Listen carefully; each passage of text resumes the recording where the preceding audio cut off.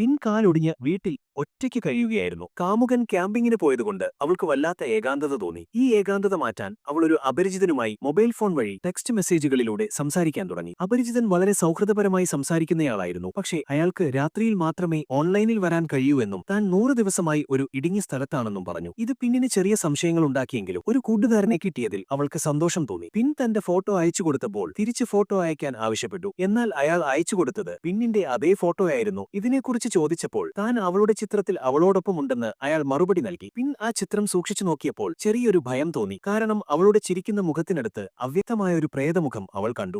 പിന്നീട് സമീപകാലത്ത് നടന്ന മരണങ്ങളെക്കുറിച്ച് അന്വേഷിക്കാൻ തുടങ്ങി. ഒരു രാജകുമാരൻ മരിച്ചെന്നും അയാളെ ഒരു സെൽഫോണോട് കൂടി അടക്കം ചെയ്തെന്നും അതുവഴി അയാൾക്ക് അമ്മയുമായോ മറ്റുള്ളവരുമായോ ബന്ധപ്പെടാമെന്നും അവൾ കണ്ടെത്തി. ഈ വിവരങ്ങൾ അവളെ കൂടുതൽ ഭയപ്പെടുത്തി. അവസാനം ആ അപരിചിതനിൽ നിന്ന് പിന്നിന് ഒരു മെസ്സേജ് വന്നു: ഞാനിപ്പോൾ നിന്റെ അടുത്തേക്ക് വരും. ഭയന്ന് വിറച്ച പിൻവാതിലുകളെല്ലാം പൂട്ടിയിട്ടു. പെട്ടെന്ന് ലൈറ്റുകളെല്ലാം അണഞ്ഞു. ഒരു ഭീകരമായ രൂപം അവളുടെ മുന്നിൽ പ്രത്യക്ഷപ്പെട്ടു. അവളെ ജനലിലൂടെ പുറത്തേക്ക് തള്ളിയിടുകയും അവൾ താഴേക്ക് വീണ് മരിക്കുകയും ചെയ്തു. അവളുടെ ശരീരം നിലത്ത് കിടക്കുമ്പോൾ ചുറ്റും രാജകുമാരന്റെ അനുസ്മരണ പോസ്റ്ററുകൾ കാണാമായിരുന്നു. ഒരു ഫ്ലാഷ് ബാക്കിൽ രാജകുമാരൻ തന്റെ കാമുകിയുമായി വേർപിരിഞ്ഞതിനെ തുടർന്ന് ഒരു ടാക്സിയുടെ മുന്നിൽ ചാടി ആത്മഹത്യ ചെയ്യുന്നത് കാണിക്കുന്നു. ഈ ടാക്സിയിലാണ് പിന്നുണ്ടായിരുന്നത്. ആ അപകടത്തിലാണ് അവളുടെ കാലൊടിഞ്ഞതു. അങ്ങനെ മരണശേഷം പിന്നിനും രാജകുമാരനും അവരുടെ ഏകാന്തത ഇല്ലാതാക്കാൻ ഒരുമിച്ച് ചേരാൻ കഴിഞ്ഞു. ഈ കഥ മൊബൈൽ ഫോൺ ആശയവിനിമയത്തിലൂടെ ഏകാന്തത, ഭയം, വിധി എന്നിവയെല്ലാം ചർച്ച ചെയ്യുന്നു.